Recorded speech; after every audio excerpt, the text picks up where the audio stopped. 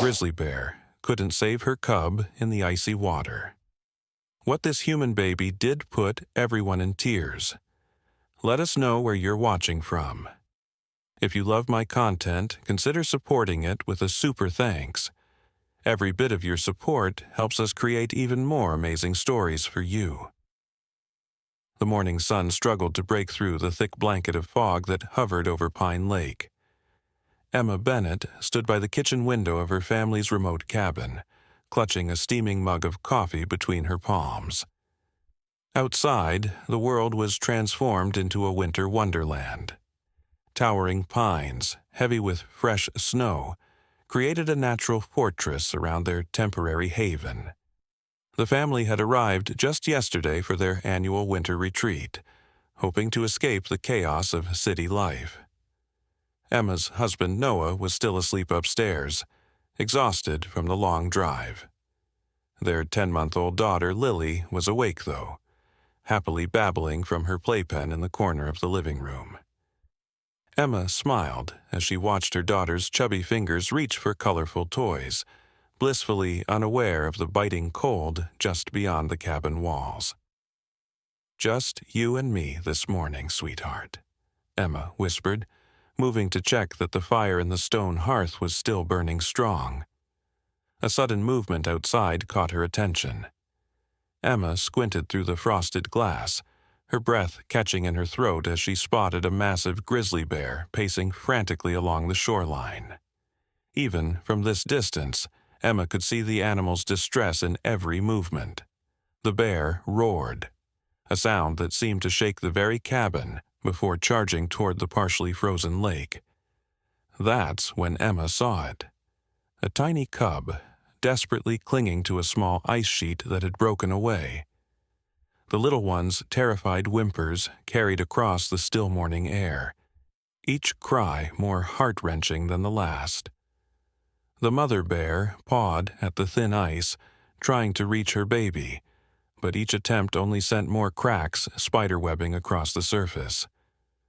"Oh no," Emma breathed, her coffee forgotten on the windowsill. She reached for her phone, frantically dialing the local ranger station. No service. Of course there wasn't. They were miles from civilization. The situation was growing more desperate by the second. The cub's small head disappeared beneath the water momentarily before resurfacing, its struggles visibly weakening. The mother bear roared again, this time a sound so filled with anguish that tears sprang to Emma's eyes. The massive animal ventured onto the ice despite the audible cracking beneath her weight. She seemed to understand the danger but was driven by maternal instinct stronger than self-preservation. Emma paced the cabin floor, torn between the instinct to help and the knowledge of how dangerous a desperate mother bear could be. From the corner of her eye, she noticed the playpen was empty. Her heart stopped. "Lily?" Emma called, spinning around. The front door stood ajar, swinging gently in the morning breeze. Terror, like she'd never known, seized Emma's chest. "Lily!" Emma rushed to the door, her socked feet slipping on the wooden porch as she burst outside. There, crawling determinedly through the snow in nothing but her fuzzy pink pajamas, was Lily. The baby had somehow escaped her playpen and was moving straight toward the lake, straight toward the frantic grizzly bear. "Noah!" Emma screamed toward the cabin, unable to tear her eyes away from her daughter. "Noah, help!" With each tiny movement forward, Lily left small handprints in the fresh snow. She seemed drawn by the cub's cries, her innocent mind unaware of the danger ahead. Emma sprinted toward her daughter, bare feet numb in the snow, when suddenly the mother bear turned. Time seemed to freeze as the massive grizzly locked eyes with the approaching human baby. Emma stopped breathing, paralyzed with fear, as she watched her daughter and the bear regard each other in a moment of impossible understanding. The bear made no move toward Lily. Instead, she watched as the baby continued her determined journey to the water's edge. Emma crept closer, afraid any sudden movement might break the strange spell and remind the bear of her natural instincts. Just then, Noah burst from the cabin, a hunting rifle in hand. "Emma, get back!" he shouted. "No, wait!" Emma threw up her hand, signaling him to stop. Something's happening. At the shoreline, Lily had reached a long, sturdy branch that had fallen from one of the pines. With more coordination than Emma had ever seen her display, the baby grabbed the branch and pushed it forward, sliding it across the ice toward the struggling cub. The branch bridged a crucial gap in the broken ice. The desperate mother bear seemed to understand instantly. She used her powerful paw to pull the branch closer, creating a makeshift path to her cub. With one mighty effort, she reached out and finally caught her baby by the scruff of the neck, pulling the shivering cub to safety. Emma rushed forward through the snow, scooping Lily into her arms and backing away slowly. The mother bear cradled her cub close, licking its wet fur as the little one trembled against her warm body. Then, in a moment, Emma would replay in her mind for years to come. The grizzly raised her head and stared directly at them. There was no aggression in her gaze, only a profound, impossible gratitude that transcended species. The bear turned away, disappearing into the forest with her rescued cub, leaving behind only paw prints in the snow and a family forever changed by what they had witnessed. Noah reached them, wrapping his arms around Emma and Lily, his face pale with the realization of what had nearly happened and the miracle they had just witnessed. "Did you see?" Emma whispered, tears freezing on her cheeks. She understood. They both did. From the cabin porch, their elderly neighbor Mason Reynolds stood watching, his weathered face streaked with tears.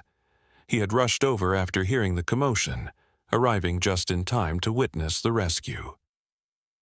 "In 60 years in these mountains," Mason said, his voice thick with emotion, "I've never seen anything like that. That little one of yours." He shook his head in wonder. Sometimes the smallest hands can reach places the rest of us can't. As the family made their way back to the warmth of their cabin, Lily looked over her mother's shoulder toward the forest where the bears had disappeared. For a moment, her innocent eyes seemed to hold wisdom far beyond her years, a reminder that compassion requires no words, no understanding of danger, no instruction. Emma held Lily close to her chest, the baby's small body still cold from her adventure in the snow. Inside the cabin, Noah quickly wrapped them both in thick blankets while Mason built up the fire. "That's not natural what we just saw," Mason muttered, his hands trembling slightly as he arranged logs in the fireplace. "Bears don't act that way around people, especially not with their cubs in danger." Emma gently rocked Lily, who had already begun to doze off, unaware of the miracle she had just facilitated. "Maybe there's something we don't understand about them, about connection." Noah paced the length of the cabin, adrenaline still coursing through his veins. "I almost shot that bear, Emma. I was seconds away from pulling the trigger." "But you didn't," Emma whispered, her eyes filling with tears again. "Something made you wait." Mason settled into a worn armchair, his weathered face pensive. "There's a story the old tribes around here tell," he began, his voice taking on a rhythmic quality that immediately commanded attention. "About a time long ago when animals and humans could understand each other. They say children are still born with that gift sometimes, but most lose it as they grow." Emma looked down at Lily's peaceful face. Could it be true? Or was it simply the innocence of a baby that had somehow communicated across the species barrier? The crackling fire and Mason's soft voice had nearly lulled Emma to sleep when the cabin door burst open. A young woman stood in the doorway, snow dusting her park ranger uniform, her breath coming in heavy clouds in the cold air. "Is everyone okay?" she asked urgently. "I'm Ranger Sarah Michaels. We got reports of bear activity near occupied cabins." Noah quickly explained what had happened, while Emma continued to rock Lily gently in her arms. Sarah's expression shifted from professional concern to disbelief as Noah recounted the story. "That's not possible," she said finally. "Grizzly mothers are the most protective animals in these mountains. They've been known to attack at the mere suspicion of a threat to their cubs." "We know what we saw," Mason insisted from his chair. "That bear and this child had a moment of understanding that can't be explained by your wildlife manuals." Sarah ran a hand through her short, dark hair, clearly conflicted. "Look, I believe you saw something incredible. But for the record, and for your own safety, I need to advise you to keep your distance from any wildlife, especially predators." As Sarah spoke, her radio crackled to life with static. "Sarah, you there?" Got something strange over by the eastern trail. Multiple reports of bear tracks circling back toward the cabins. Might be the same female from earlier. Emma felt her heart skip a beat. The bear was coming back? Sarah immediately tensed, her hand moving to the tranquilizer gun at her hip. "Stay inside," she ordered, moving toward the door. "Lock it behind me." "Wait," Emma said, a sudden urgency in her voice that surprised even herself. "What if she's not coming back to attack? What if she's coming back to, I don't know, to show gratitude?" Sarah stared at Emma like she had lost her mind. "Ma'am, with all due respect, that's not how wildlife behaves. If that bear is returning, it's because she perceives a threat or sees an opportunity for food." But even as she spoke, a low, huffing sound came from outside the cabin. Noah moved cautiously to the window and pulled back the curtain just enough to peek outside. "It's her," he confirmed, his voice barely above a whisper. "She's at the edge of the clearing." Sarah moved beside him, her professional demeanor momentarily forgotten as curiosity overtook caution. "She's holding something in her mouth," the ranger observed. In the dim twilight that had begun to settle over the forest, they could make out the massive silhouette of the mother grizzly. She wasn't approaching the cabin directly, but seemed to be lingering at the tree line, deliberate in her presence. In her mouth, she carried something that gleamed faintly in the dusk light. Against every protocol and against Sarah's direct orders, Noah unlatched the door and stepped onto the porch. Emma, still holding Lily, stood frozen in the doorway, torn between trust in what she had witnessed earlier and primal fear of the wild predator merely yards away. The bear watched Noah carefully, her powerful body completely still, except for the steam of her breath in the cold air. Then, with deliberate slowness, she placed the object from her mouth onto the snow. She looked directly at the cabin once more before melting back into the darkening forest, her cub following close behind. For several long moments, no one moved. Then Sarah, hand still on her tranquilizer gun, nodded to Noah. "I'll cover you. Let's see what she left." Noah cautiously approached the spot where the bear had been. He knelt in the snow, picking up the object with trembling hands. "It's an arrowhead," he called back, surprise evident in his voice, an old one, made of some kind of blue stone. When Noah returned to the cabin, they all gathered around to examine the artifact. The arrowhead was indeed ancient, crafted from a striking blue-green stone that none of them recognized. It had been perfectly preserved, its edges still sharp enough to draw blood. Mason held it reverently, turning it over in his gnarled hands. "Turquoise," he murmured. "Sacred to many tribes. A stone of protection and healing." His eyes glistened with unshed tears. "This isn't just any arrowhead. This is from the old people, maybe thousands of years old." Sarah shook her head in disbelief. Bears don't collect artifacts. They don't give gifts. This isn't possible." "And yet," Emma said softly, looking down at Lily, who had awakened and was reaching for the glimmering stone, "here we are." Mason's voice grew stronger as he continued. "The tribes believe that when the barriers between humans and animals thin, it's a sign. A reminder that we are all connected, that we were meant to live in balance." The arrowhead caught the firelight, sending blue reflections dancing across the cabin walls. Outside, snow began to fall again, soft and silent, covering the tracks of both human and bear. "What happens now?" Noah asked, looking to Sarah, whose ranger training seemed inadequate in the face of what they had witnessed. Sarah hesitated, clearly torn between her scientific training and the undeniable evidence before her. "Officially? Nothing. I can't report that a grizzly bear gave a prehistoric artifact to thank a human baby for saving her cub. I'd be laughed out of the service." "And unofficially?" Emma prompted. Sarah's professional facade cracked slightly, revealing wonder and something like reverence. "Unofficially? I think we've all been given a gift far more valuable than an arrowhead, a reminder of something we've forgotten."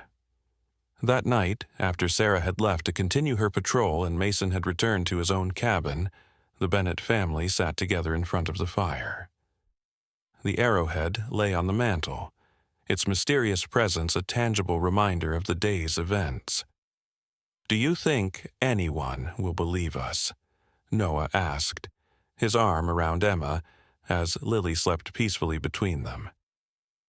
Emma considered the question carefully. "Some will. Those who understand that there are mysteries in this world that can't be explained by science or reason alone. Those who still remember how to see with their hearts." Outside, the forest stood silent under its blanket of snow, keeping its secrets. In the distance, the mournful howl of a wolf rose to meet the emerging stars, a sound both ancient and eternal. And in her dreams, little Lily smiled, for she understood what the adults around her were still struggling to comprehend, that sometimes the greatest connections are formed not through words or reason, but through the simple, wordless language of compassion that all creatures are born knowing, before the world teaches them to forget. The events at Pine Lake would be whispered about for generations to come. Some would dismiss it as mere coincidence or a fabricated tale.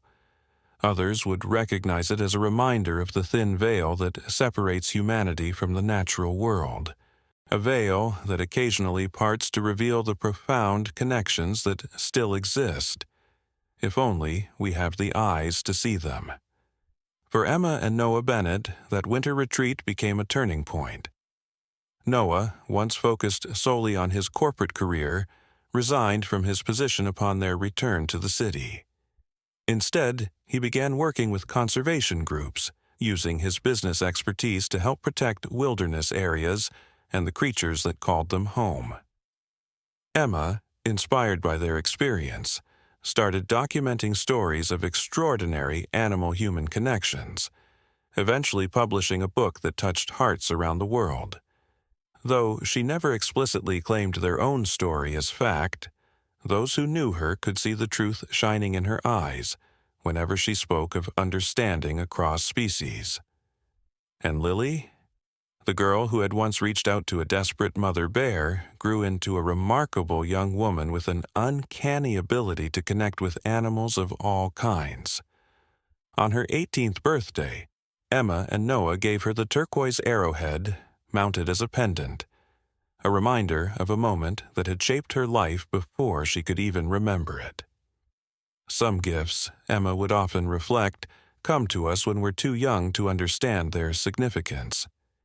It's only in looking back that we recognize how a single moment of compassion, whether given or received, can alter the course of many lives. In the mountains where Pine Lake reflects the ever-changing sky, visitors sometimes report seeing a grizzly bear with unusual behavior. She keeps her distance from humans, yet shows none of the typical aggression. Some say she watches children with particular interest, as though searching for something or someone in their innocent faces. Rangers in the area neither confirm nor deny these reports, but Sarah Michaels, now the head ranger at the mountain preserve, keeps a small piece of turquoise on her desk. When asked about it, she simply smiles and says, "It reminds me to look beyond what I think I know." Sometimes the smallest hands can reach places the rest of us can't, and sometimes the most profound connections are formed in moments when we act from pure compassion, unburdened by fear or expectation. In those rare, perfect moments, the barriers between species fall away, revealing a truth as old as time itself, that we are all, in ways beyond words, connected. 5 years passed, and the Bennett family had made the Pine Lake cabin their permanent home. The corporate world of deadlines and artificial urgency had been replaced by the natural rhythms of mountain life. Noah had established a successful wildlife conservation foundation, while Emma's book about interspecies connections had touched hearts worldwide, though skeptics still abounded. Lily, now nearly 6 years old, had grown into a curious child, with keen eyes that missed nothing. She wore the turquoise arrowhead around her neck always, though she had no conscious memory of how it had come into her possession. To her, the stories her parents told of that winter morning seemed like a fairy tale, beautiful, but perhaps embellished by adult imagination. It was an unusually warm spring day when the family decided to hike to Echo Ridge, a favorite overlook that provided breathtaking views of the surrounding wilderness. Mason had joined them, his gait slower now, but his spirit as strong as ever. At 83, the old man still insisted on making the climb, brushing off Noah's concerns with a wave of his weathered hand. "Been climbing these hills since before your parents were born," he chuckled.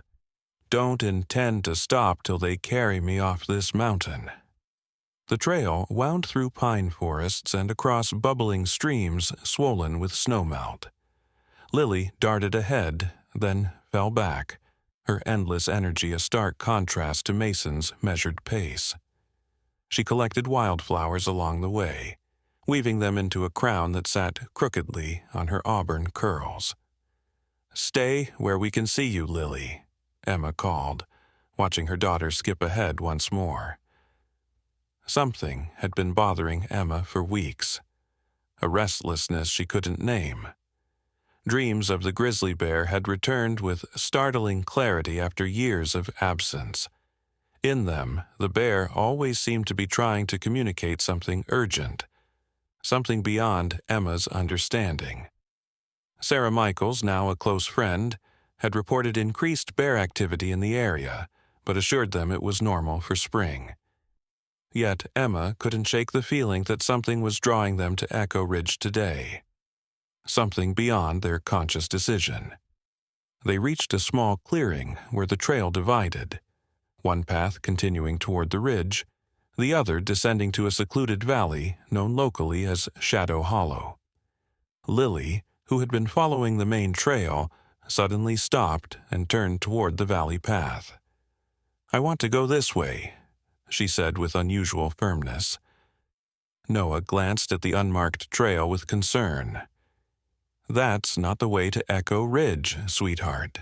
That trail isn't maintained anymore. It might not be safe." Lily's hand rose unconsciously to the arrowhead at her neck, her fingers tracing its edges. "I need to go this way," she insisted, her voice taking on a quality that sent a shiver down Emma's spine. It was older somehow, more certain. Mason had caught up to them, his breathing labored from the climb. He looked at Lily with curious eyes, then at the path she indicated. "Shadow Hollow," he mused. "Been years since I went down there. Used to be an old tribal gathering place, long ago." Emma and Noah exchanged concerned glances. "Is it dangerous?" Emma asked.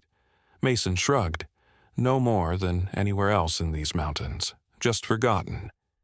The old spring there dried up maybe 30 years back, so animals don't gather there much anymore.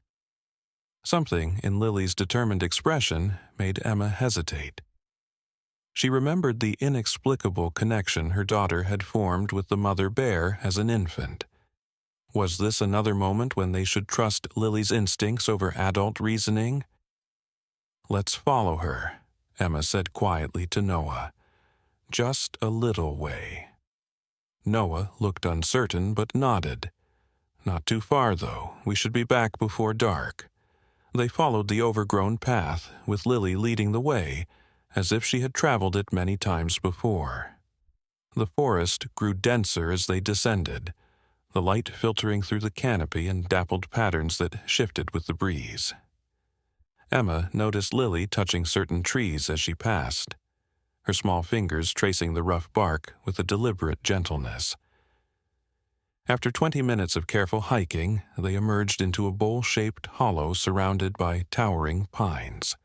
In the center stood the remains of what might once have been a stone circle, now mostly reclaimed by earth and vegetation. The air felt different here, still and expectant, as if the hollow itself were holding its breath. Lily walked directly to the center of the circle and knelt, placing her palm flat against a moss-covered stone. "It's underneath," she said simply. "What's underneath, Lily?" Noah asked, a note of concern in his voice. Lily looked up at her father with those wise eyes that sometimes made him forget she was only a child. "The water. It's trying to come back, but something's blocking it." Mason had been examining the stone circle with interest. "She might be right," he said slowly. "This was a sacred spring once. The tribes believed the water had healing properties." He knelt beside Lily with some difficulty, his old joints protesting. "What makes you think it's trying to come back?" Lily traced a pattern on the ground that looked strangely like the paw print of a large animal. "She showed me." A charged silence fell over the group. No one needed to ask who she was. Mason was the first to recover. "Well then," he said, pulling a small collapsible shovel from his backpack. "Let's see what's blocking it, shall we?" Noah started to protest. This was protected land after all. But Emma placed a hand on his arm. "Just a little digging," she said softly. "If we find nothing, we'll stop." Under Lily's direction, they carefully removed layers of compacted soil and debris from around the largest stone. Mason worked methodically, his expertise evident in every calculated movement. After nearly an hour of careful excavation, his shovel struck something with a dull thud. "That's not stone," he muttered, dropping to his knees to clear away the surrounding dirt with his hands. Gradually, they uncovered what appeared to be an old metal box, its surface corroded by time and moisture.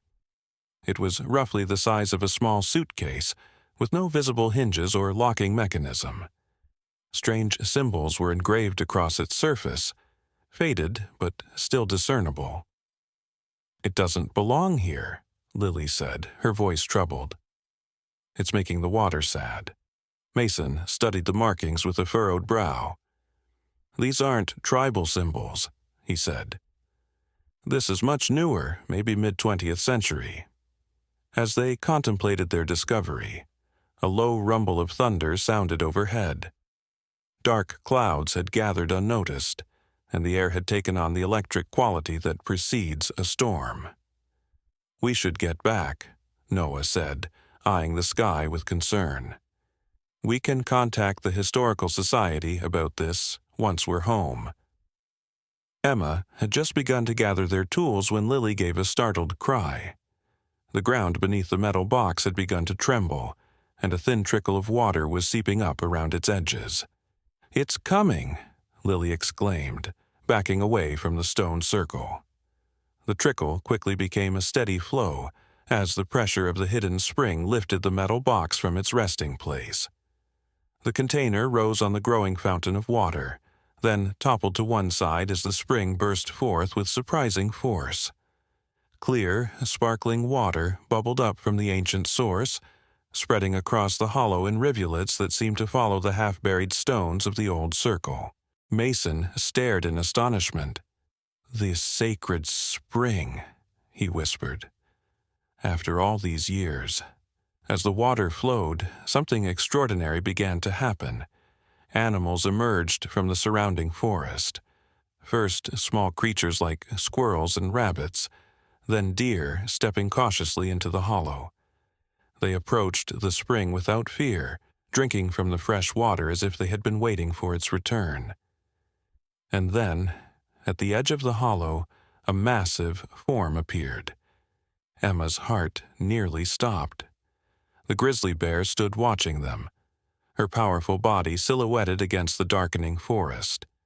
Beside her was a half-grown cub, too large to be the same one from that winter day, but perhaps another offspring. "Don't move," Noah whispered urgently, positioning himself between the bear and his family. But Lily stepped forward, the turquoise arrowhead glowing with an odd blue luminescence against her skin. "It's okay," she said. "She's been waiting too."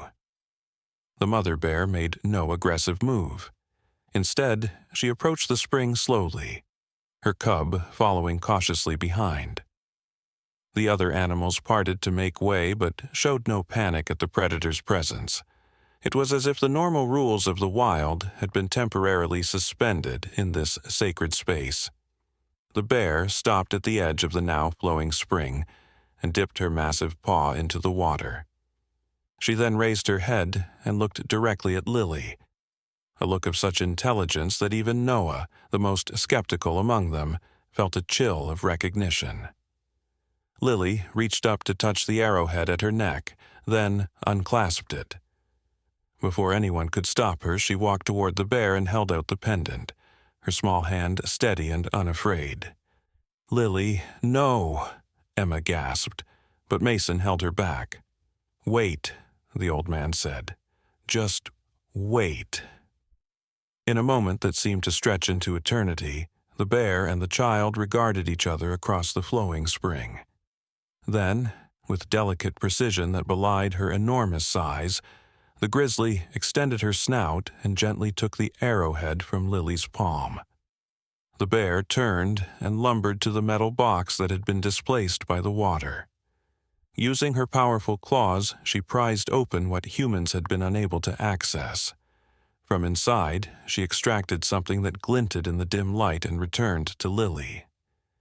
In exchange for the turquoise arrowhead, the bear dropped a circular object at Lily's feet, an ancient medallion, crafted from the same blue-green stone but inlaid with symbols that matched those on the stones of the circle. Thunder crashed overhead, and rain began to fall in heavy drops that seemed to release a collective breath held by all present. The bear and her cub retreated to the forest edge, while the other animals scattered for shelter. The spring continued to flow, stronger now, cleansing away decades of stagnation. Mason approached the open metal box cautiously. Inside were papers and photographs, protected from decay by the container's seal.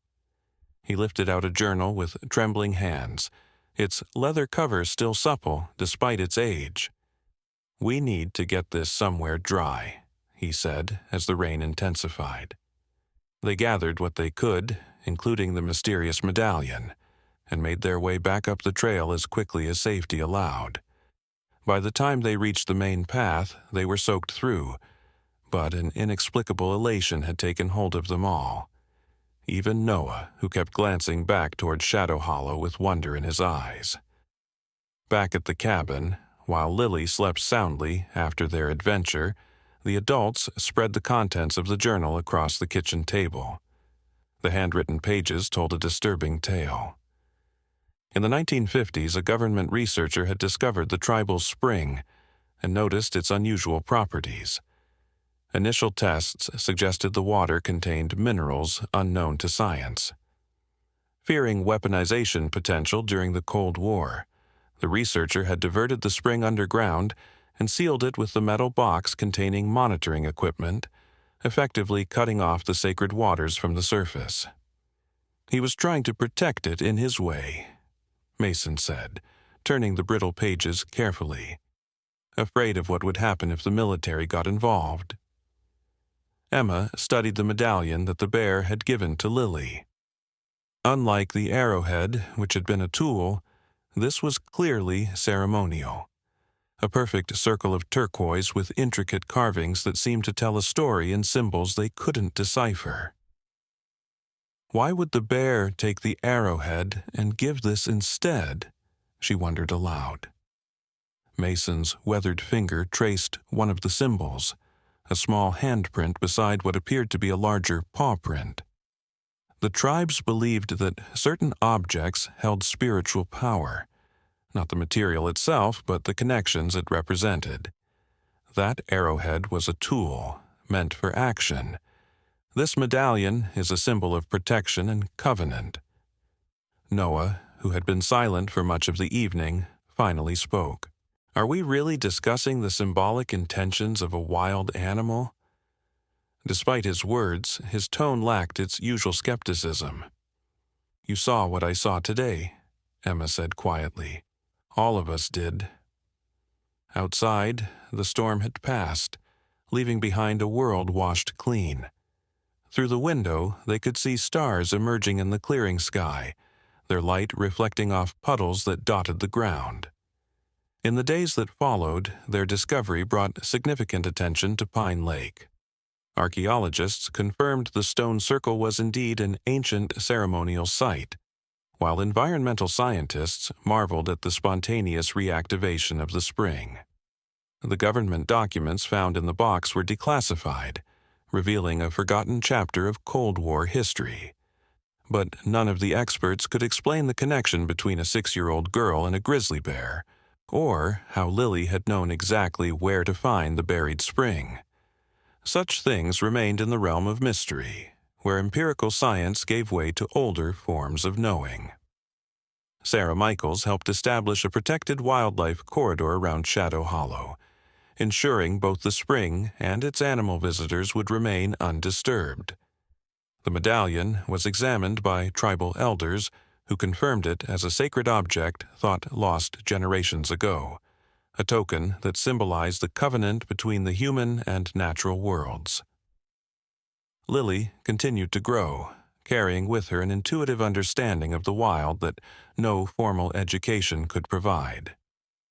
The medallion now hung where the arrowhead once had, a constant reminder of her unique connection to the mountains and their inhabitants.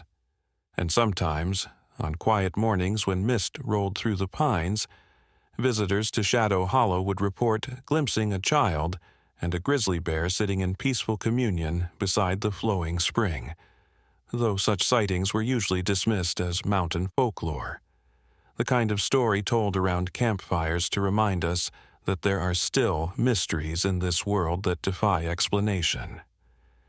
But Emma knew better.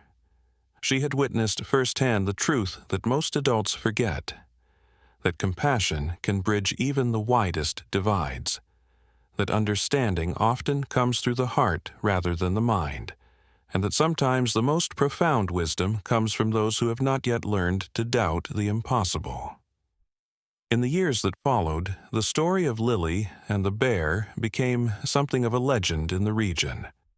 Some dismissed it as an environmental fairy tale, while others made pilgrimages to Shadow Hollow hoping to experience something of its magic. The Bennett family neither confirmed nor denied the more fantastic elements of the story, understanding that some truths are better felt than explained. As for the mother bear, rangers occasionally reported sightings of a distinctive grizzly with unusual behavior patterns, one who seemed to watch human children with particular interest, and who left small offerings of berries or interesting stones near the cabins where families stayed.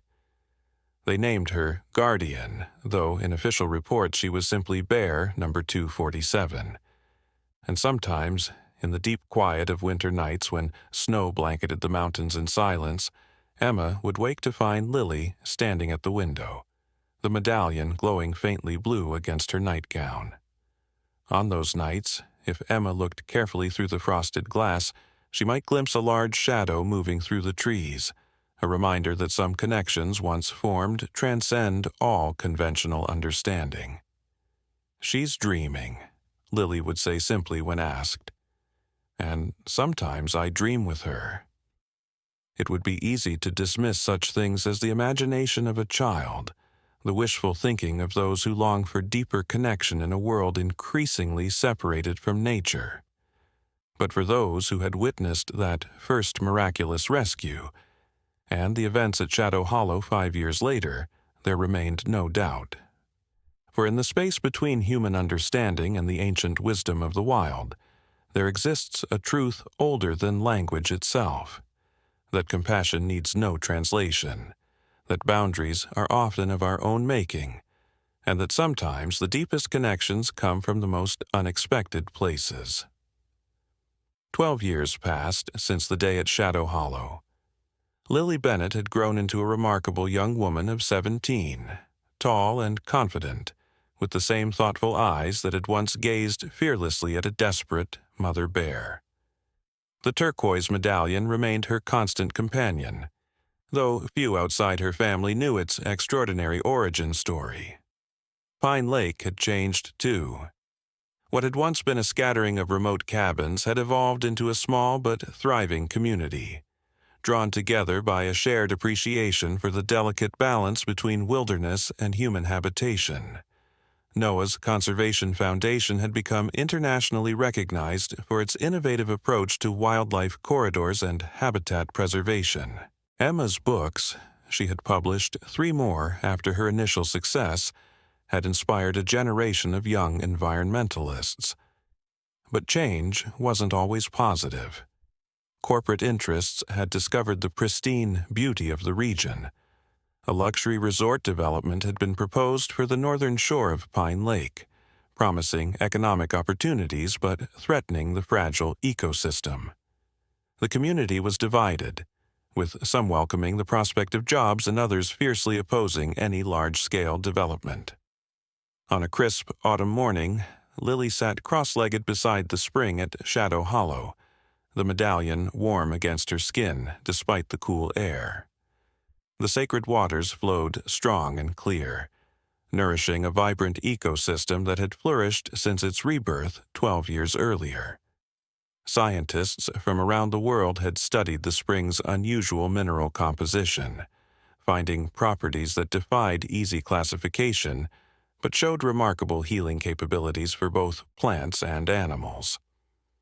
"I thought I might find you here," came a familiar voice. Lily looked up to see Dr. Marcus Chen approaching through the golden-leaved aspens. The ethnobotanist had arrived at Pine Lake 3 months earlier, ostensibly to study the unique plant communities around Shadow Hollow. But Lily had sensed from their first meeting that his interest went deeper than academic curiosity.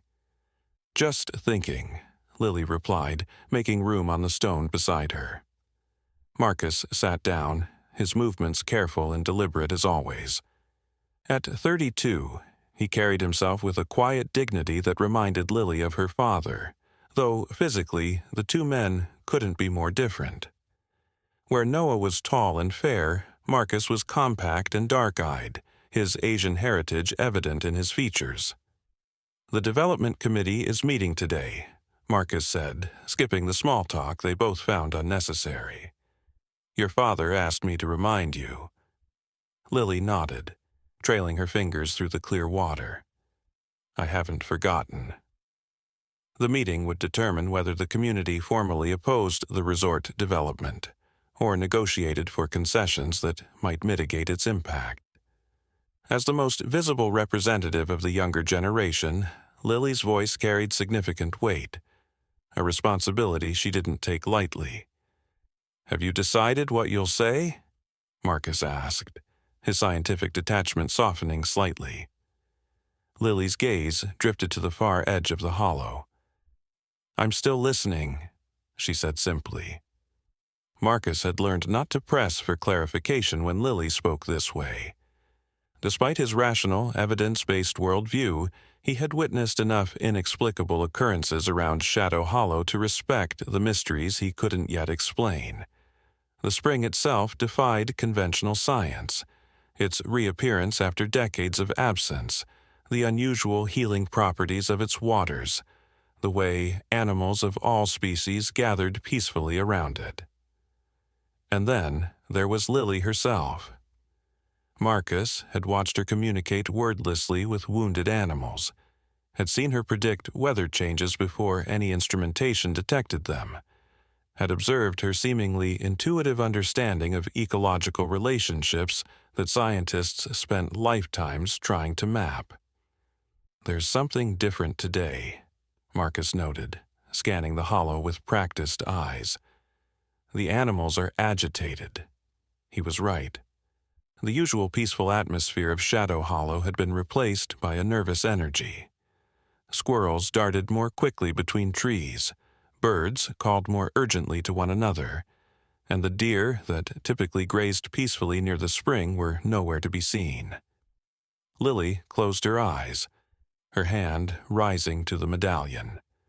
Over the years, she had learned to interpret its subtle variations in temperature and the barely perceptible vibrations that sometimes pulsed through the ancient stone. Today, it felt unusually warm, almost hot against her skin. "Something's coming," she said, opening her eyes. "Or someone." As if summoned by her words, a figure emerged from the trees on the opposite side of the hollow. Even at a distance, Lily recognized the distinctive uniform of Ranger Sarah Michaels, now the senior wildlife officer for the entire region. But Sarah wasn't alone. Behind her came a man in an expensive-looking suit, his polished appearance distinctly out of place in the wilderness setting. Lily stood, brushing leaves from her jeans as Sarah and the stranger approached. Marcus rose beside her, his posture subtly shifting to something more protective. "Lily, Doctor." "Chen," Sarah greeted them, her usually warm expression tight with tension. "This is Mr. Elliot Blackwood from Pinnacle Developments." The man stepped forward, extending a manicured hand that Lily reluctantly shook. His grip was firm, his smile practiced. "Miss Bennett," he said, his voice smooth as polished stone. "Your reputation precedes you, the remarkable daughter of Noah and Emma Bennett, growing up wild in these mountains." His gaze moved to the medallion at Lily's throat, lingering there with unsettling interest before he turned to Marcus. "And Dr. Chen, your papers on ethnobotanical applications in pharmaceutical development have been illuminating." There was something in the way he emphasized the word that sent a chill through Lily. She glanced at Marcus, whose expression had gone carefully neutral. "What brings you to Shadow Hollow, Mr. Blackwood?" Lily asked, keeping her voice level, despite a growing sense of unease. Blackwood swept his arm in an expansive gesture that encompassed the hollow. "This extraordinary place, of course. I wanted to see it for myself before the community meeting, to understand what all the fuss is about." His smile didn't reach his eyes. "And I must say, it is impressive. The energy here is palpable." "Shadow Hollow is protected land," Sarah interjected firmly. "Part of the wildlife corridor established 12 years ago." Of course," Blackwood nodded agreeably. "Pinnacle Developments respects all legal designations. Our proposed resort wouldn't encroach on protected areas." He turned back to Lily. "In fact, we see opportunities for partnership. Ecotourism, educational programs, shared stewardship." His words were perfect, exactly what an environmentally conscious community would want to hear. Yet something about the man raised Lily's instincts like hackles on a wolf. "You seem very familiar with our community, Mr. Blackwood," Marcus observed quietly. "I make it my business to understand the places where we develop," Blackwood replied. "The history, the people, the unique characteristics. His gaze drifted to the spring, then back to Lily's medallion. This area has such fascinating folklore. The indigenous peoples believed these waters had special properties, didn't they? And then there's that charming story about a child and a bear. He smiled indulgently. Local color adds such value to a destination experience. The dismissive way he reduced their sacred truth to local color and folklore made Lily's jaw tighten. Before she could respond, a low rumble of thunder sounded overhead, though the sky remained clear. "We should head back," Sarah said, glancing upward with a frown. "Storms move in quickly this time of year."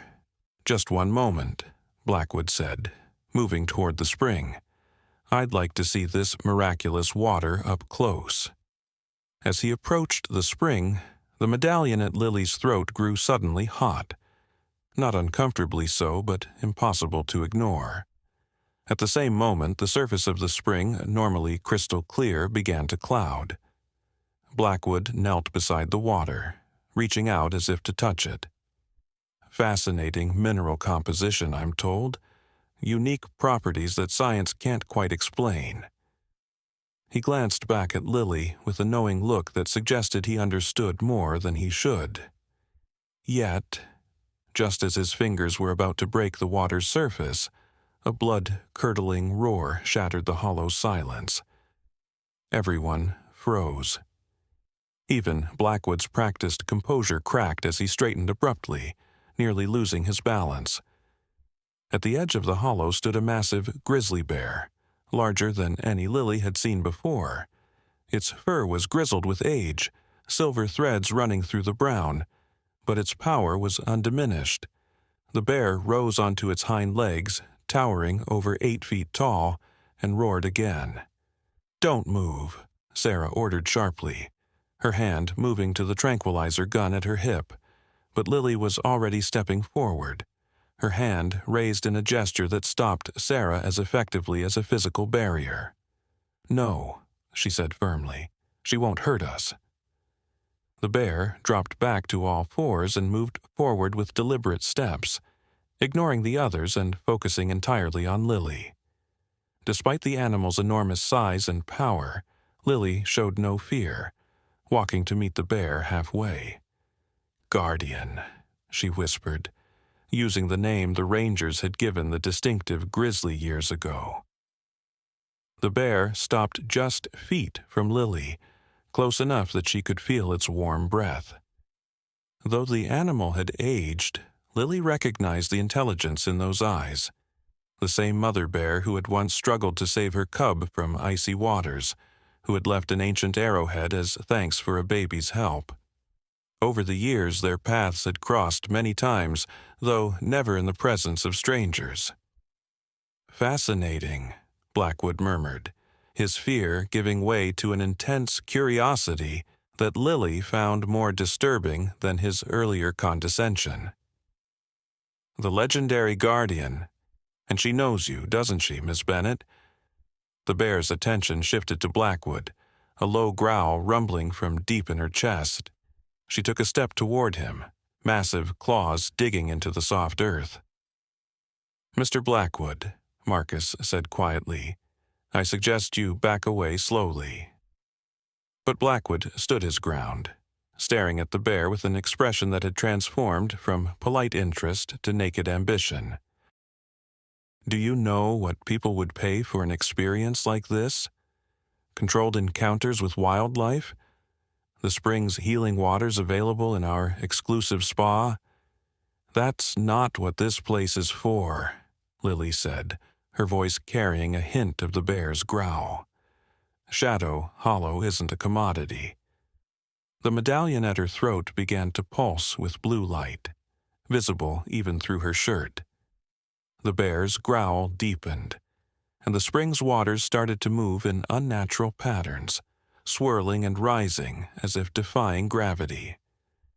"You have no idea what you're dealing with here," Blackwood said, his voice dropping to a near whisper. "This isn't just about a resort. This is about potential."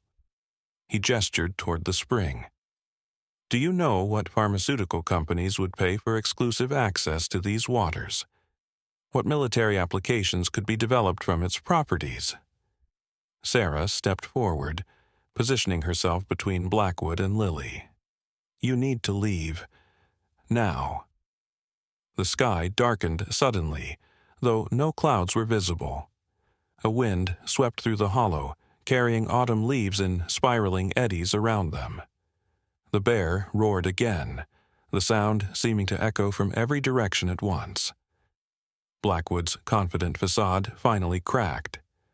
What is this? He demanded, looking from the spring to Lily to the bear with growing alarm. This is Shadow Hollow protecting itself, Lily said, her voice calm amid the swirling chaos, as it has for thousands of years. The medallion's glow intensified, and Lily felt a familiar presence. Not just the bear before her, but generations of guardians, human and animal alike, who had protected this sacred place. In that moment of connection, she understood what needed to be done. She stepped to the spring's edge, knelt, and placed the medallion on the stone. It was never mine to keep, she said softly. Then she slipped the ancient artifact into the depths of the spring. The effect was immediate and extraordinary. The water's surface burst into blue-green light that spread outward in concentric circles. Where it touched the surrounding stones, ancient symbols, matching those on the medallion, began to glow as if etched in fire. The complete circle was revealed, a perfect ring of glowing symbols surrounding the spring. A seal, Marcus breathed, scientific detachment giving way to wonder. Not just a ceremonial site, a seal. The bear approached the spring's edge opposite Lily, dipped one massive paw into the glowing water, then looked across at her with an expression so human it took her breath away. Understanding passed between them, the final piece of a puzzle Lily had been solving her entire life without realizing it. What is happening? Blackwood demanded, backing away as the light continued to spread outward from the spring. Something that was always meant to happen, Lily replied. The full awakening of Shadow Hollow. The light reached the outer edges of the hollow and began to climb, forming a dome of shimmering blue-green energy that enclosed the entire sacred space. Within this dome, the air itself seemed to change, becoming charged with possibility. The bear turned to Blackwood, who now pressed against the boundary of light, unable to pass through it. Guardian approached him slowly, deliberately, her massive form radiating power not just of muscle and claw, but of something more ancient, the embodiment of wild nature's resistance to exploitation. Call it off, Blackwood pleaded, looking to Lily. Make it stop. Lily shook her head. It's not mine to command, never was. The bear stopped inches from Blackwood, rose again to her full height, and placed one huge paw against the barrier of light. Where they touched, images began to form in the shimmering energy, visions of what Pinnacle's development would truly bring.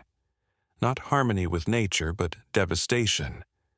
Cleared forests, polluted waters, wildlife driven from ancient habitats. Beyond these immediate consequences, the visions showed darker applications of the spring's power. Weapons, genetic modifications, the sacred waters bottled and sold to the highest bidder. How are you doing this? Blackwood whispered, transfixed by the horrifying projections of his company's true intentions. I'm not, Lily said. Shadow Hollow is showing you the truth it sees in your heart.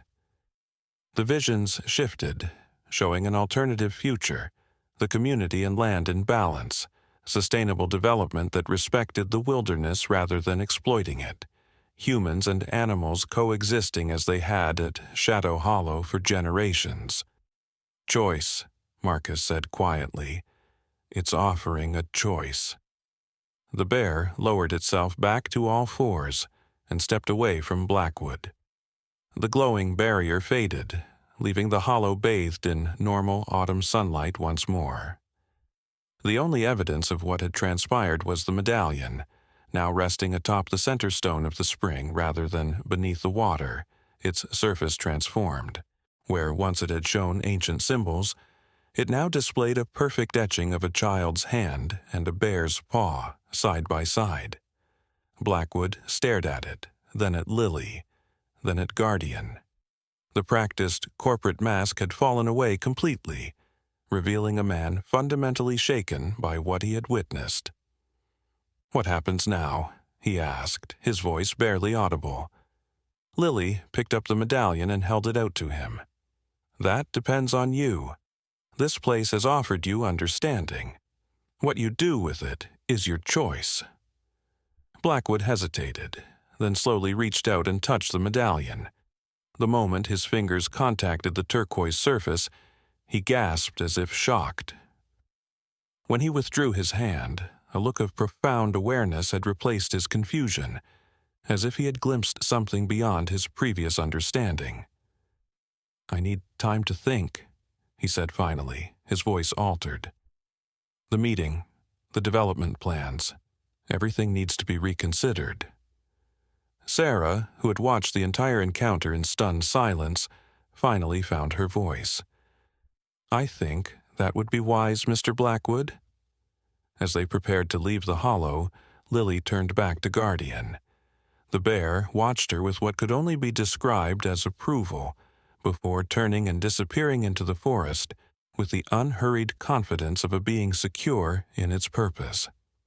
That evening, as sunset painted the mountains in hues of amber and gold, the community gathered in the old lodge at the center of Pine Lake. The meeting that had been intended to debate the resort development instead became something entirely different when Elliot Blackwood took the floor. "I came to Pine Lake with certain preconceptions," he began, his polished corporate delivery replaced by something more genuine. "I saw resources to be developed, profits to be made, obstacles to be overcome." He paused, his gaze finding Lily in the crowd. "Today, I was shown a different perspective, one that I'm still coming to terms with." A murmur ran through the assembled community. Noah and Emma exchanged puzzled glances. Mason, now in his 90s but still sharp-minded, leaned forward in his chair with keen interest. "Pinnacle Developments is withdrawing its current proposal," Blackwood announced, prompting gasps and exclamations. "Instead, we would like to explore a different kind of partnership with Pine Lake, one that prioritizes conservation, sustainability, and respect for the unique character of this extraordinary place." As discussions erupted throughout the room, Emma made her way to Lily's side. "What happened out there today?" she asked quietly. Lily touched the medallion, now hanging once again around her neck, though transformed from its original form. "Shadow Hollow revealed itself," she said simply, "as it was always going to do." Later that night, after the community celebration had wound down and most had returned to their homes, Lily stood alone on the shore of Pine Lake.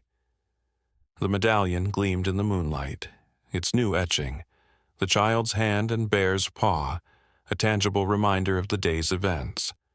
A soft footfall behind her announced her father's approach. Noah stood beside her, gazing out at the moonlit waters. "Your mother told me what happened at the hollow," he said after a comfortable silence. "About Guardian and Blackwood and the spring." Lily nodded. It was time. "Time for what?" Noah asked gently. "For Shadow Hollow to choose its next guardians," Lily replied. "For the cycle to continue." Noah studied his daughter's profile, so like Emma's yet with something else, something ancient in her expression. "And has it chosen?" In answer, Lily reached up and removed the medallion. She placed it in her father's palm, closing his fingers around it. "It's not just one guardian," she explained. "It never was. It's all of us working together, humans and animals, young and old, science and spirit. As Noah held the medallion, he felt a warmth spread through his hand, not uncomfortable, but unmistakable. When he opened his palm, the etching had changed again. Now it showed many hands and paws of different sizes, forming a continuous circle. "What happens next?" he asked, echoing Blackwood's earlier question. Lily smiled, a look of quiet certainty on her face, something beautiful. In the forests surrounding Pine Lake, other changes were occurring. Guardian, the aged Grizzly who had played such a pivotal role in the Bennett family's story, led her newest cubs, twin females with unusual blue-green eyes, to a secluded den near Shadow Hollow. The cubs would grow up knowing the scent and sound of humans, not as threats, but as partners in protection. And in cabins and homes throughout the community, children dreamed of bears and healing waters, of medallions and ancient promises renewed. Among them was 5-year-old Mia Chen, Marcus's niece who had come to live with him after her parents' death. That night, she woke her uncle with an urgent tug on his sleeve. "Uncle Marcus," she whispered, her dark eyes wide with wonder. "The bear lady says it's time to go to the water." Marcus sat up, suddenly wide awake. "What bear lady, Mia?" The little girl pointed to the window, where moonlight streamed into the cabin. "The one who's been in my dreams. She says Lily needs our help for the next part." Marcus looked from his niece to the medallion Noah had shown them earlier that evening, the circle of hands and paws that now connected them all. Understanding dawned like the first light of a new day. "Then we'd better get ready," he said softly, "because when Guardian calls, we answer." Outside, the wind carried the scent of pine and promise through the mountains, whispering secrets as old as the land itself. That some connections transcend time and species, that compassion creates bridges where none seemed possible, and that sometimes the most extraordinary guardians come in the most ordinary forms. A child's hand reaching out without fear, a mother's love defying all odds, a community choosing to protect rather than possess. And at the center of it all, a spring of clear water continued to flow, its surface occasionally rippling as if stirred by an unseen hand.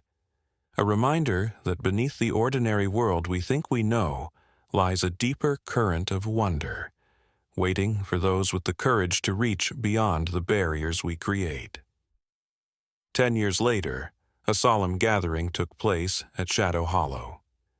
The community of Pine Lake had come together on a golden autumn day, much like the one when Lily had first returned the medallion to the spring. But today, their hearts were heavy with both grief and gratitude. Mason Reynolds had passed peacefully in his sleep at the remarkable age of 103, his weathered face serene in final rest. His last request had been for his ashes to be scattered at the sacred spring where he had witnessed so many miracles across his long life. Emma, now in her 50s with silver threads winding through her dark hair, stood beside Noah as their daughter stepped forward. Lily, 27 now, and an established wildlife biologist, held a simple wooden box containing the ashes of the man who had been like a grandfather to her. Beside her stood Marcus Chen, now her husband, with their 3-year-old son Jamie balanced on his hip. 15-year-old Mia, who had become like a daughter to them both, stood at Lily's other side, her expression solemn beyond her years. The hollow was filled with people whose lives had been touched by Mason's wisdom and kindness. Sarah Michaels, her ranger uniform adorned with the insignia of park director, stood with her own family.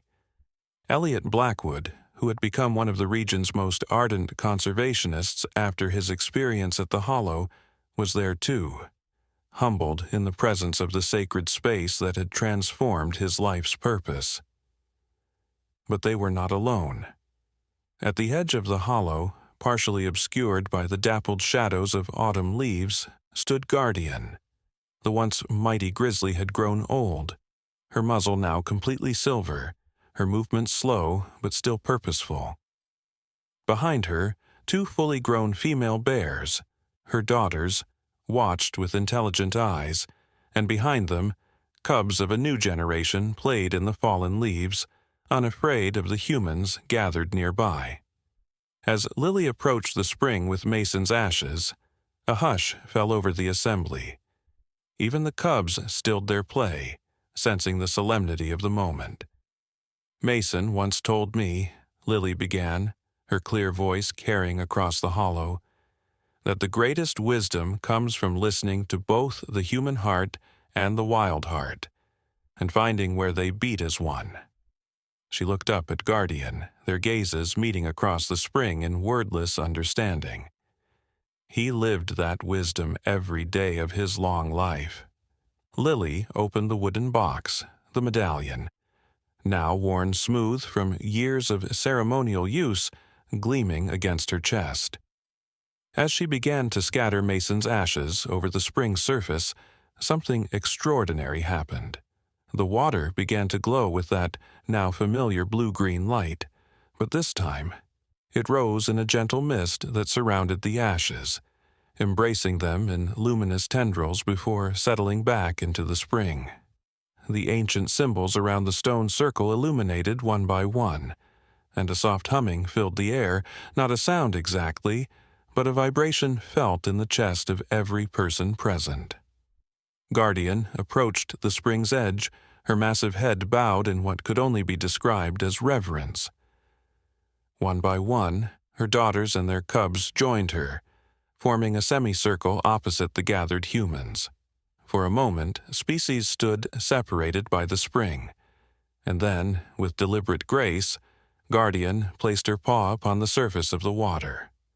The medallion at Lily's throat warmed suddenly, and she understood what was being asked. Taking Jamie from Marcus's arms, she knelt at the spring's edge and guided her son's small hand to touch the water alongside Guardian's paw. The moment they made contact, the light intensified, and from the depths of the spring rose a new form, a perfect sphere of turquoise, hovering just above the water's surface. Within it, like a three-dimensional photograph captured in stone, was an image of Mason as a young man, kneeling beside a child-sized handprint and a bear's paw print in fresh cement, a moment from the beginning of his stewardship that no one present had witnessed, yet all somehow recognized. Tears flowed freely down Emma's cheeks as she leaned into Noah's embrace.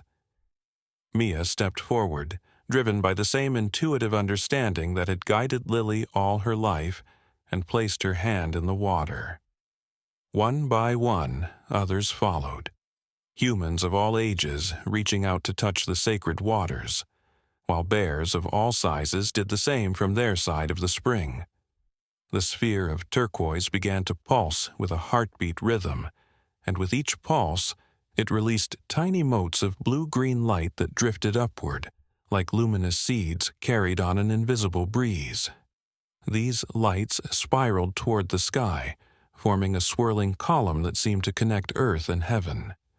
Little Jamie, still too young to understand the significance of what was happening, laughed with pure delight at the beautiful lights, his innocent joy a perfect counterpoint to the solemnity of the occasion.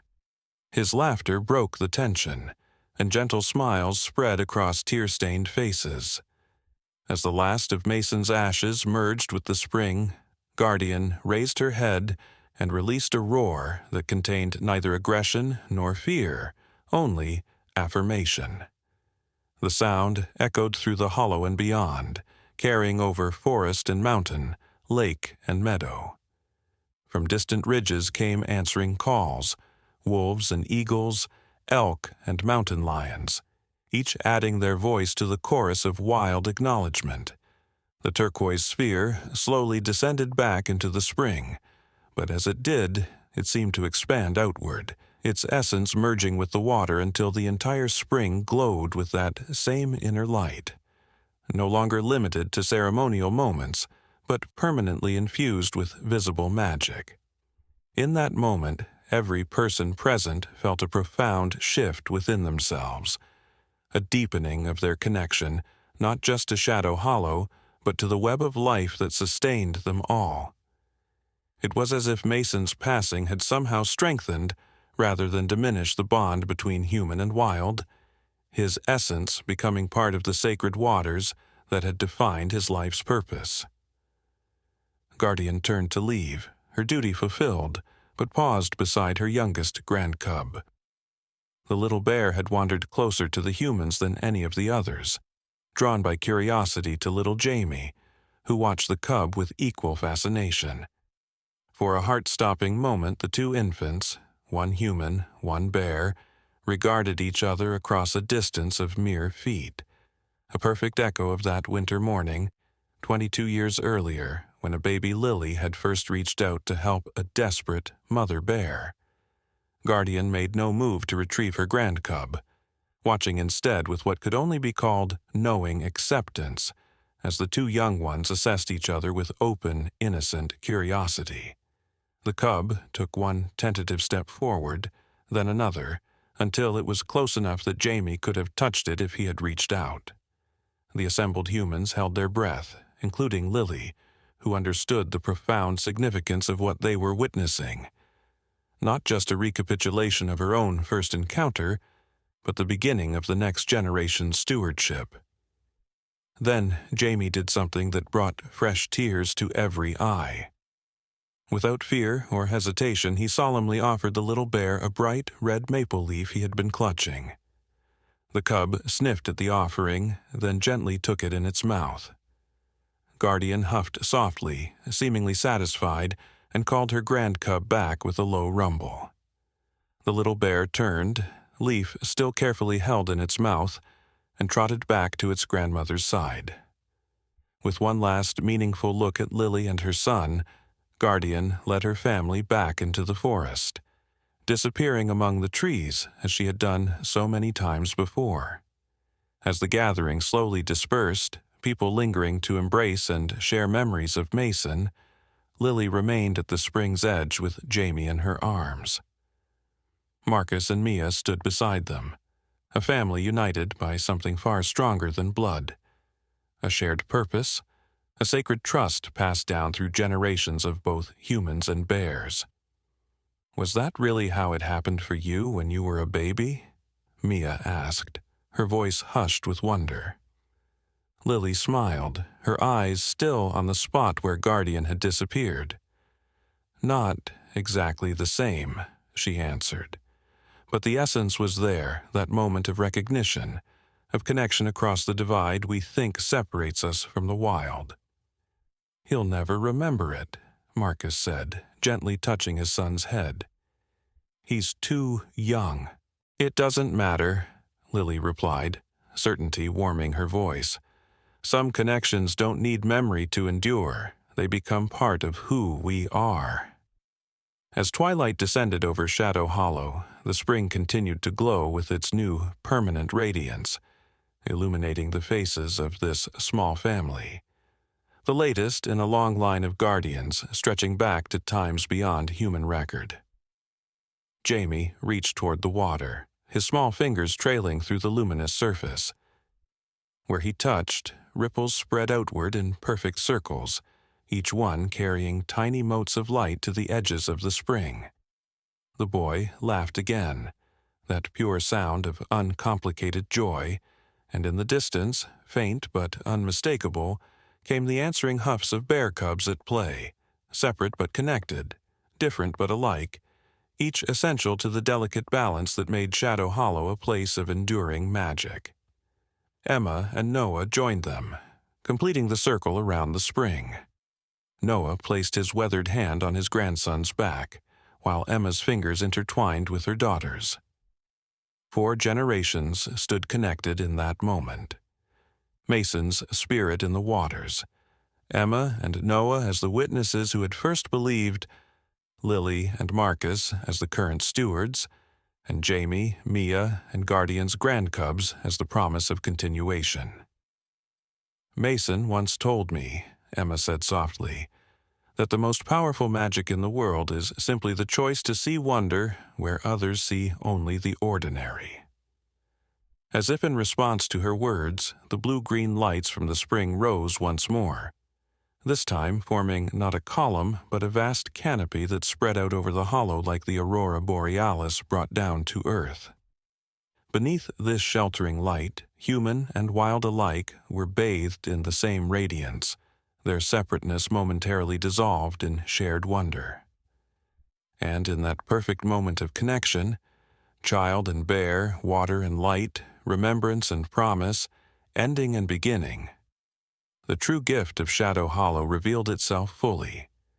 Not merely the healing of bodies or the protection of land, but the healing of the ancient rift between human and wild, the restoration of a relationship as old as life itself. For in the end, the most miraculous rescue was not of a bear cub from icy waters or a sacred spring from man-made obstruction, but of the human heart from its isolation, reminded through the innocent actions of a child that compassion is the most natural magic of all.